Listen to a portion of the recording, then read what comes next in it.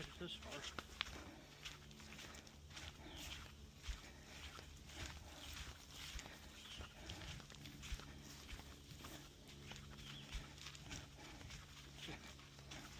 Well, somebody actually did cut on it a little bit.